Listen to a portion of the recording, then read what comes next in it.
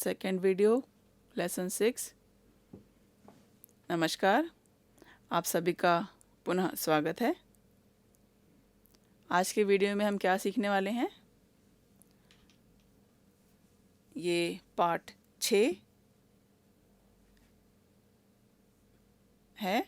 इसमें हम word problem क्या होते हैं, कैसे इन्हें हल किया जाता है और कैसे इसमें लिख करके इस सवाल को किया जाता है, यह सब हम इस वीडियो में सीखेंगे।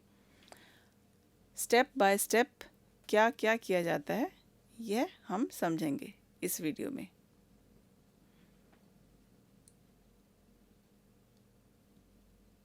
इस वीडियो का उद्देश्य है वर्ड प्रॉब्लम को समझना, जो कि पार्ट 6 क्वाड्रेटिक इक्वेशंस में दी गई हैं। और इन प्रॉब्लम्स में हम क्या करते हैं, इस सभी बातों को हम इस वीडियो में समझेंगे। सबसे पहले जो ज़रूरी है, प्रश्न के शब्दों को सही तौर से समझना। हम जानते हैं कि जमा के लिए कुछ खास शब्द हैं, घटा के लिए कुछ खास शब्द हैं। उन शब्दों को समझना ज़रूरी है। जो शब्द जमा को दर्शाते हैं, जो शब्द घटा को दर्शाते हैं, जो शब्द गुणा और भाग को दर्शाते हैं, उनकी जानकारी होना बहुत आवश्यक है। ये आपके सामने दिखाया है हमने कि जमा के लिए क्या केवल ऐड शब्द का प्रयोग होता है? नहीं, ऐड के अलावा भी बहुत सारे शब्द हैं जिनका मतलब ऐड करना ही होता है। उसी तरह से घटा में सब्ट्रैक्ट के अलावा भी बहुत सारे शब्द हैं जिसमें हम घटा ही करते हैं। इसी तरह से गुणा और भाग में भी बहुत सारे शब्द हैं जिनके लिए कई शब्दों का प्रयोग किया जाता है। हमें उन सब का अभ्यास करके इस तरह से उनको हमें याद करना है, ताकि हम बिल्कुल कोई भी गलती ना करें और हमें सभी की स्पेलिंग ठीक से अच्छे से याद हो जाए। यह सबसे पहली जो हमारी ड्यूटी बनती है, अपने आप को शब्दावली के लिए तैयार करना। अब ये आपकी कक्षा 10 की पुस्तक से लिया गया है। ये हमारी पुस्तक है, आप सभी के पास ये पुस्तक होगी। और अगर किसी कारणवश आपके पास ये बुक नहीं है तो आप www.nios.ac.in की वेबसाइट से भी इस बुक को पार्ट 6 को डाउनलोड कर सकते हैं। ये बहुत ही आसान है, आप पुस्तक या पाठ कुछ भी डाउनलोड कर सकते हैं। पार्ट 6 का एक उदाहरण हमने 6.10 आपकी टेक्स्ट बुक से लिया है और इसको हमने यहाँ समझाने का प्रयास किया है। उसके बाद आप स्वयं इस प्रश्न को देख करके हल करने का प्रयास करिएगा। लेसन 4 में भी वर्ड प्रॉब्लम्स हैं, फिर लेसन 5 में भी इस प्रकार वर्ड प्रॉब्लम्स हैं। ऐसे ही लेसन 6 में भी वर्ड प्रॉब्लम्स दिए गए हैं और शुरुआत में सरल सवालों को लिया जाता है। तो हम ये सवाल शुरू करते हैं। इस प्रश्न में पूछा गया है, सबसे पहले इस प्रश्न के शब्दों को समझते हैं।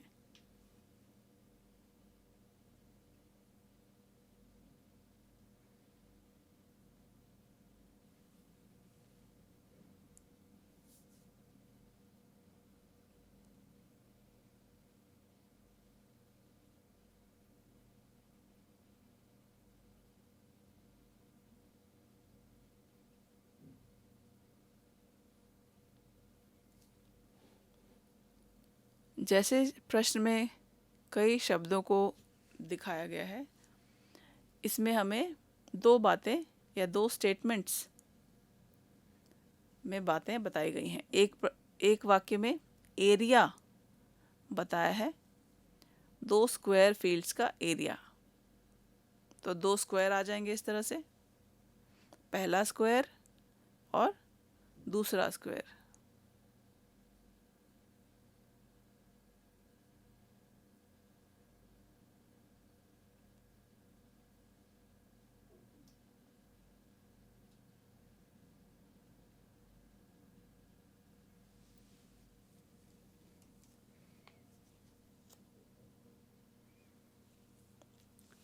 तो पहला वाक्य हमें इस तरह से समीकरण बना के दिखाता है। तो कई बार जितने वाक्य उतने समीकरण बन के तैयार होते हैं। तो पहले वाक्य से ये समीकरण बन के तैयार हुआ है। अब इसमें दूसरा वाक्य दूसरा समीकरण बना सकता है। एरिया शब्द को हम सब समझते हैं, कोई वस्तु कितना जगह लेती है, कितना स्थान लेती है, उसे एरिया कहा जाता है। सम शब्द जो है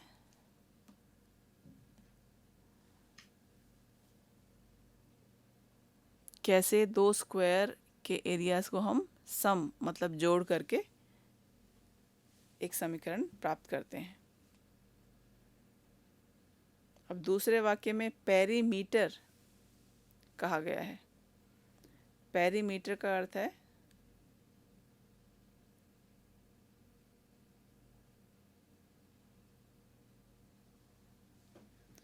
कि यदि कोई भी आकृति हो,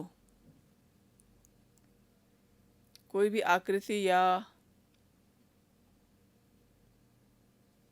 जैसे मान लीजिए ये बोर्ड है रेक्टेंगल आकार का, टीवी का बोर्ड, इसमें अगर हम इसकी लंबाई को नापें, ये चौड़ाई और लंबाई, तो सब लंबाई चौड़ाई सब कुछ जोड़ करके जो कुल लंबाई मिलेगी वो परिमाप कहलाएगा, अर्थात पेरीमीटर कहलाएगा।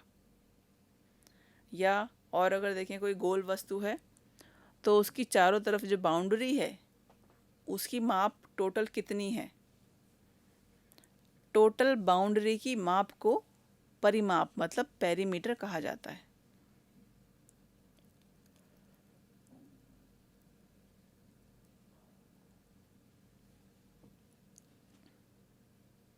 मतलब वो कुल कितना लंबा है।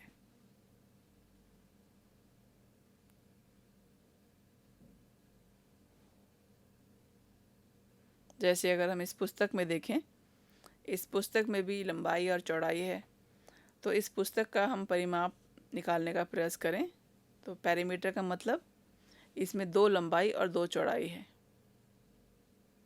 अब यदि हम इस पेपर को देखें, इस पेपर में भी ये लंबाई है, चौड़ाई, लंबाई, चौड़ाई, तो 2 लंबाई और 2 चौड़ाई, तो लंबाई चौड़ाई कुल मिला करके जो हमें प्राप्त होगा उसे पेरीमीटर कहेंगे। तो इस सवाल में भी 2 समीकरण हमारे बन रहे हैं। दूसरा समीकरण पेरीमीटर का है।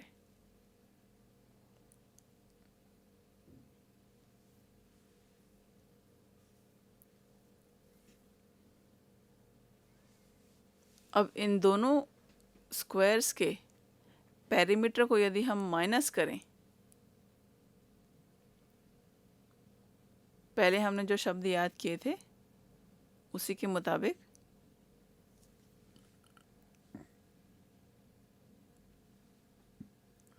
और प्रश्न में जो बात बताई गई है उसके हिसाब से हमें जो समीकरण मिला वो यह बन के प्राप्त हुआ।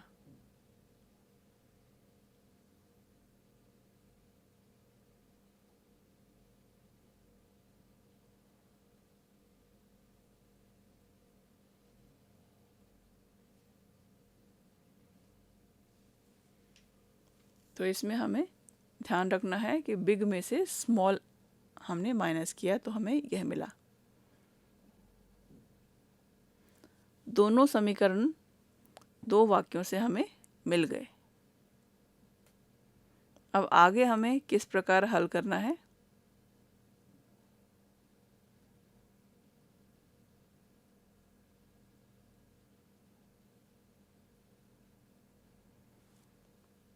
इसमें पेरीमीटर में साइड की बात हो रही है।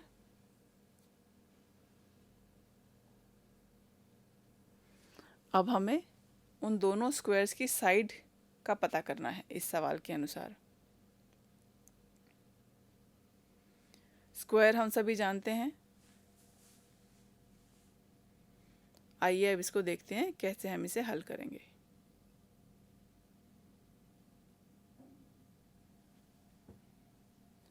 इस प्रश्न को पढ़ करके हमने समझ लिया, अब इसे कैसे हल करना है आइए देखते हैं।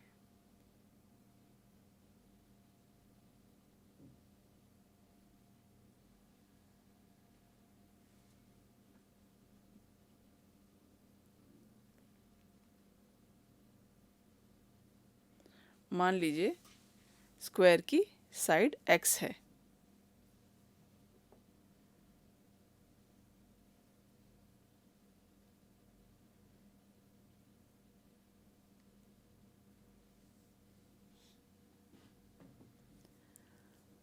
क्या स्क्वायर में एक ही साइड होती है या इस सवाल को और भी किसी तरह से हल किया जाता है?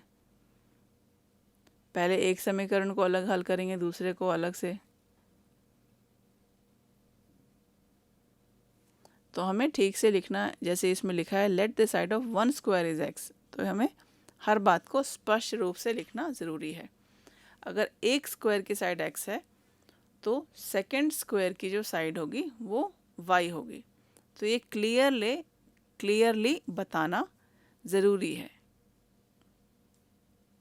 अगर 3 स्क्वायर होते तो हमें तीनों के बारे में बताना ज़रूरी था। अगर 4 होते तो हर स्क्वायर की अपनी इंस्ट्रक्शंस जो जानकारी है उसे ठीक से देना ज़रूरी होता है।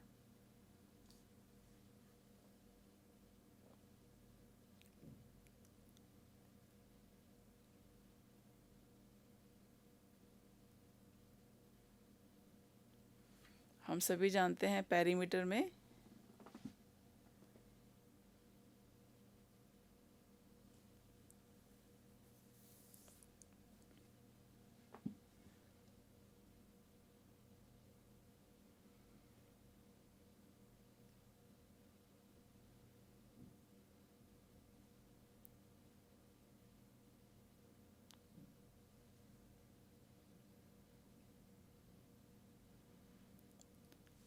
पेरीमीटर 4x हो जाएगा यदि एक साइड x है तो। वो कैसे? अगर हम सभी साइड्स को जोड़ देंगे तो हमें कुल मिला के मिलेगा 4x। तो नियम के अनुसार से हमारा पेरीमीटर भी आ गया। तो जितनी भी साइड की लंबाई होगी उस हिसाब से हम पेरीमीटर को कुल मिला करके प्राप्त कर लेंगे। और अगर पेरीमीटर की साइड y है तो उसका परिमाप होगा 4y, क्योंकि स्क्वायर की 4 साइड्स होती हैं और 4 बार y को जोड़ेंगे तो हमें 4y मिलेगा।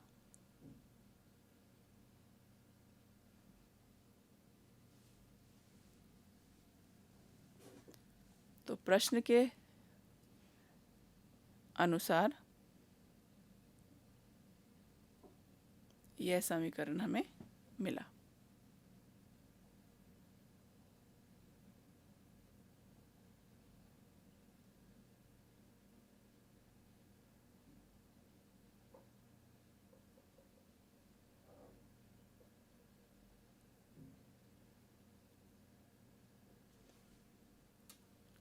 इसमें हमें ये ध्यान से करना है।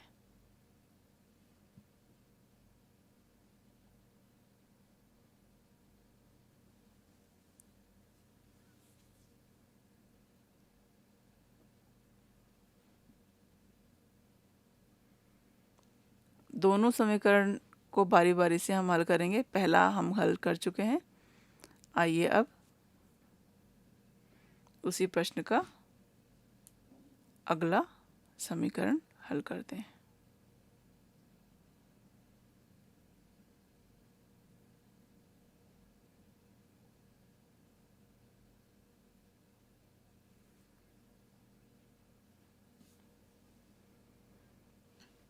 हम जानते हैं एरिया ऑफ स्क्वायर का फार्मूला है साइड की पावर 2।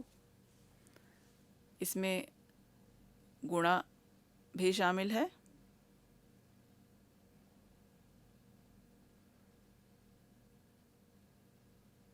अब एरिया जो हमें मिला वो 4x, प्रश्न में जो दिया गया है 468 है। तो इसी तरह से हम इसको आगे भी करेंगे। तो एक समीकरण ये बना, दूसरा ये बना।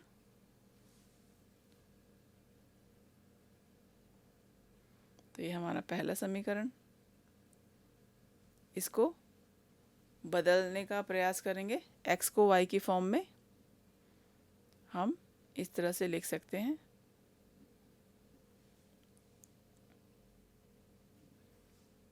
अब इस x की वैल्यू को हम इस समीकरण में डाल देंगे।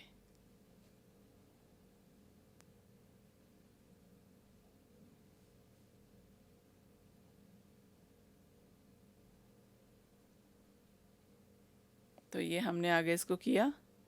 आगे इसको और हल करते जाएंगे तो हमारे पास y की वैल्यू आ जाएगी।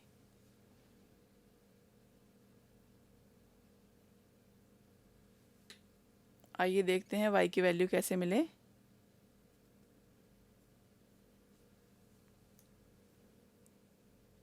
तो इसको हल करने पर हमें y की वैल्यूज़ में दो उत्तर मिलेंगे, एक तो 12 और दूसरा है 18। अब दो वैल्यूज़ मिली। अब दो में से जो हम प्लस वाला निशान को रखेंगे, माइनस वाले को हटा देंगे। क्यों?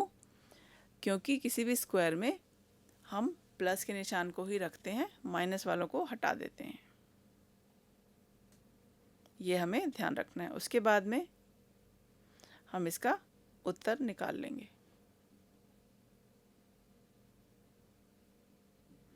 यहाँ पे y से x की वैल्यू आ जाएगी। अगर y की वैल्यू 12 है तो x की वैल्यू हो जाएगी 18।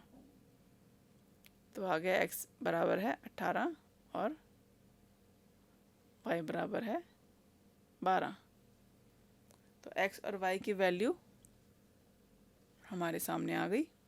इसी तरह से पहले जो हमने सवाल में स्क्वायर के साइड्स को देखा था और y भी एक स्क्वायर की साइड्स थी, इसी तरह से हम सवाल को हल करेंगे और उत्तर को प्राप्त करेंगे। इसी तरह से हमें अभ्यास करना है। आपको और सवालों को स्वयं करके देखना है। अब हम प्रश्न को हल करके देख चुके हैं। तो हमने अभी तक जो सीखा उसमें स्टेप्स में यदि हम समझने का प्रयास करें कि सबसे पहले हमने क्या किया। सबसे पहले हमने प्रश्न को समझा, उसके बाद हमने उस प्रश्न में से बात को समझ के इक्वेशन बनाई, उसके बाद हमने उस इक्वेशन को सॉल्व किया, वैल्यूज़ फाइंड की, और चौथा हमने जो किया वो थे आंसर्स को लिखना। तो इस तरह से यदि हम क्रम में सवाल को करें तो सवाल को हल करना बहुत सरल है। अभी तक जो भी कुछ हमने सीखा, यदि आपके मन में कोई शंका है तो आप हमें इस ईमेल पते पर अपना सुझाव भेज सकते हैं। धन्यवाद।